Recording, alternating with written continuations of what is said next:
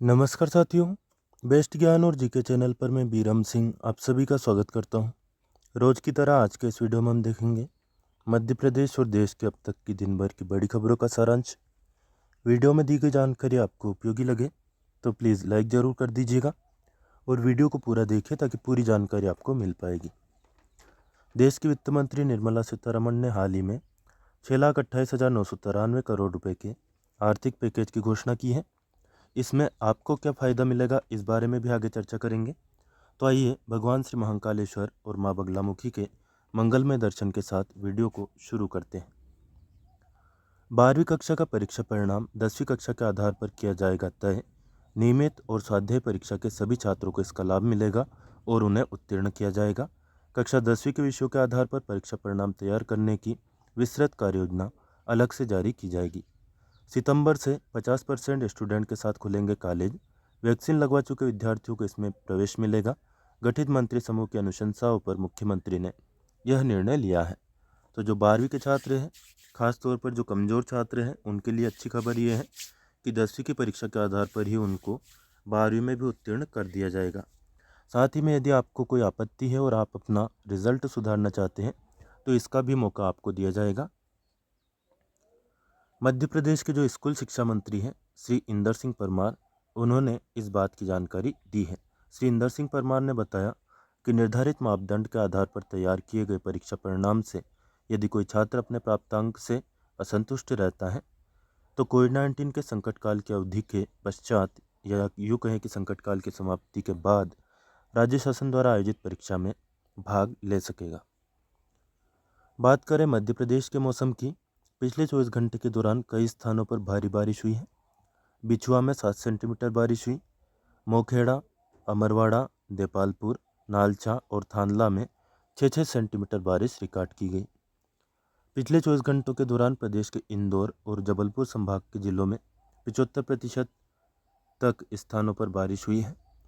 इंदौर संभाग में कौन कौन से जिले आते हैं इसकी हम बात करें तो इंदौर के अलावा खरगोन, खंडवा, अलीराजपुर, बड़वानी, बुरहानपुर, झाबुआ, धार, अलीराजपुर, ये सभी जिले आते हैं इंदौर संभाग के अंतर्गत। वही जबलपुर संभाग में आने वाले जिले हैं जबलपुर के अलावा मंडला, छिंदवाड़ा, सिवनी, बालाघाट, कटनी, डिंडोरी, ये सभी जबलपुर के अंतर्गत आते हैं। बात करें होशंगाबाद, सागर, भोपाल और उज्जैन संभागों की तो इन जिलों में कुछ स्थानों पर तथा रीवा, शहडोल, ग्वालियर और चंबल संभाग के जिलों में कहीं कहीं पर वर्षा दर्ज की गई है। बात करें आगामी मौसम पूर्वानुमान की, 30 जून की सुबह तक इंदौर, होशंगाबाद और भोपाल संभाग के जिलों में 25 से 50% स्थानों पर गरज चमक के साथ बौछारें गिर सकती हैं या बारिश हो सकती है। इंदौर संभाग की हम बात कर ही चुके हैं। होशंगाबाद संभाग में आने वाले जिले आपको बता देते हैं, होशंगाबाद, बैतूल और हरदा। और भोपाल संभाग के अंतर्गत आते हैं 5 जिले, भोपाल, रायसेन, राजगढ़, विदिशा और सीहोर।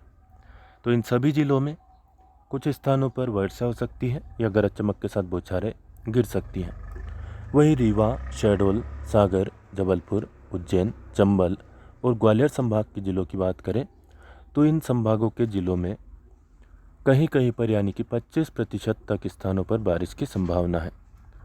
30 जून की सुबह तक मौसम विभाग द्वारा जारी की गई चेतावनी की बात करें तो रीवा, शहडोल, जबलपुर, होशंगाबाद, भोपाल और इंदौर संभाग के जिलों में कहीं कहीं पर यानी 25% या उससे भी कम स्थानों पर गरज चमक के साथ बिजली चमकने या गिरने की संभावना है।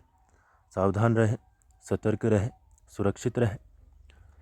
किस संभाग में कौन सा जिला आता है यह भी आपको बता देते हैं। रीवा संभाग में आने वाले जिले हैं रीवा के अलावा सीधी, सतना और सिंगरौली। शहडोल संभाग में शहडोल, उमरिया और अनूपपुर आता है। जबलपुर, होशंगाबाद और भोपाल के इसके अलावा इंदौर की भी हम बात पहले ही कर चुके हैं। बात करें 1 और 2 जुलाई के मौसम के दृष्टिकोण की तो इसमें विशेष परिवर्तन की संभावना नहीं है। भोपाल और उसके आसपास के इलाकों की बात करें 30 जून की सुबह तक आकाश मुख्यतः साफ रहेगा। शाम के समय हल्के बादल छा सकते हैं। गरज चमक के साथ वर्षा की संभावना है। 16 किलोमीटर प्रति घंटा की रफ्तार से हवा चलेगी। अधिकतम तापमान 35 डिग्री जबकि न्यूनतम 24 डिग्री के सेल्सियस के आसपास भोपाल और उसके आसपास के इलाकों में रह सकता है। अब बात कर लेते हैं वित्त मंत्री ने हाल ही में जो आर्थिक राहत की घोषणा की है उसकी।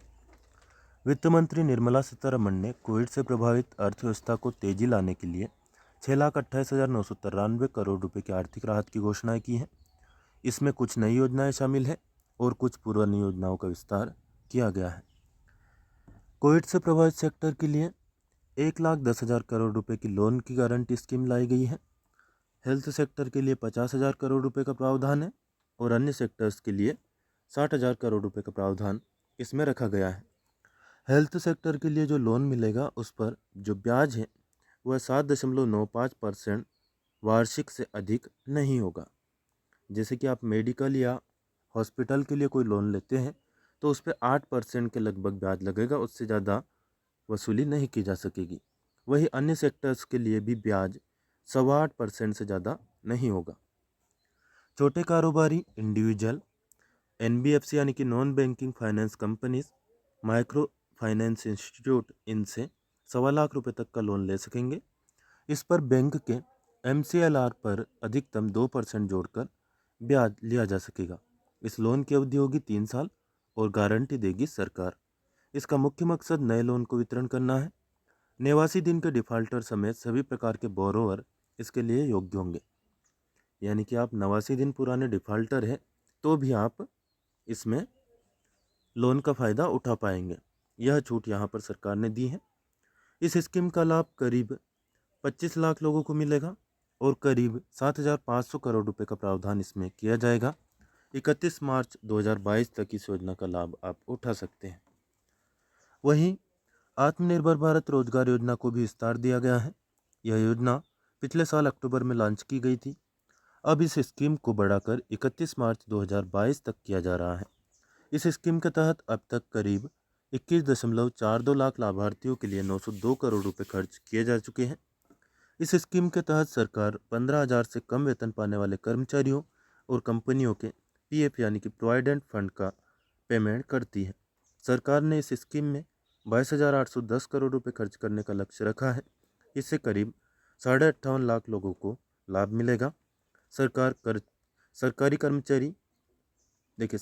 कर्मचारी और कंपनी का 12% PF का भुगतान करती है। 12% कंपनी की ओर से और 12% कर्मचारी की ओर से, कुल मिलाकर 24% पेमेंट जो है वह सरकार इस समय कर रही है कोविड-19 को देखते हुए। साथ ही में additional 1.5 lakh crore emergency credit line guarantee scheme भी लाई गई है। इसके तहत आत्मनिर्भर भारत पैकेज के अंतर्गत यह योजना मई 2020 में लाई गई थी। यही जो योजना है इसकी हम बात करें तो resulted in credit disbursal of rupees 2.69 lakh crore to 1.1 crore units. 2,69,000 crore इसके तहत बांटे गए हैं 1,10,000 करोड़ यूनिट को। वहीं 4,000 करोड़ दिए गए हैं कॉन्टैक्ट इंटेंसिव सेक्टर को।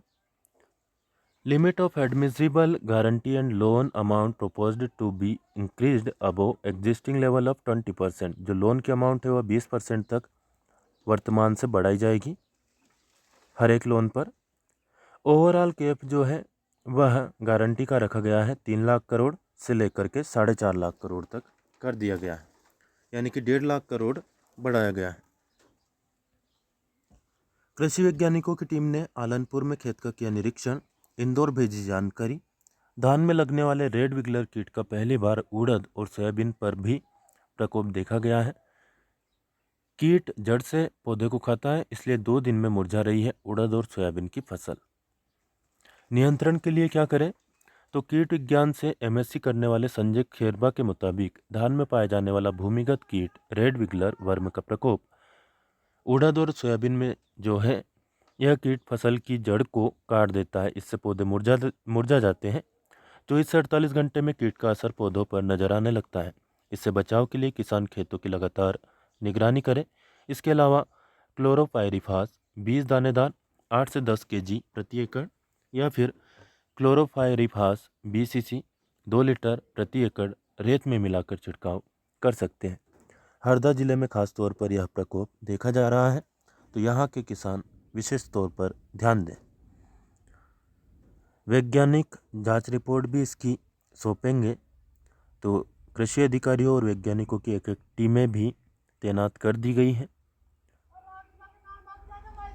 मुकेश बकोलिया जो कि वैज्ञानिक है पादप संरक्षण KVK हरदा के, इनका कहना है कि आलनपुर सहित करीब 6 गाँव में खेती का निरीक्षण किया गया है और कुछ खेतों में यह जो कीट है पाया गया है।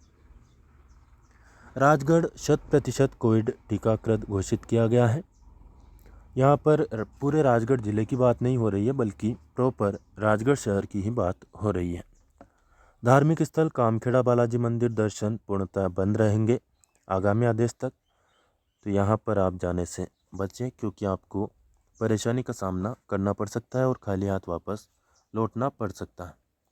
डेयरी स्टार्टअप के लिए केंद्र सरकार और राज्य सरकार से आर्थिक मदद मिलती है।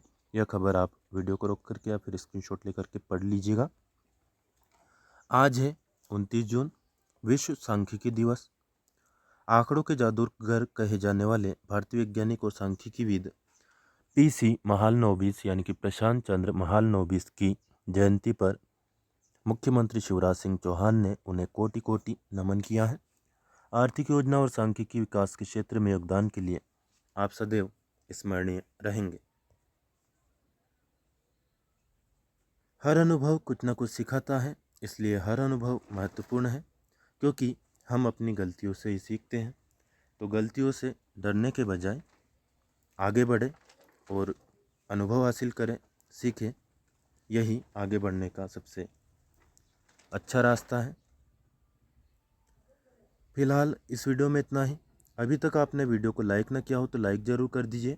अन्य दोस्त जो भी आपसे फेसबुक, व्हाट्सएप या टेलीग्राम ग्रुप के जरिए जुड़े हों प्लीज़ उनको भी शेयर करें।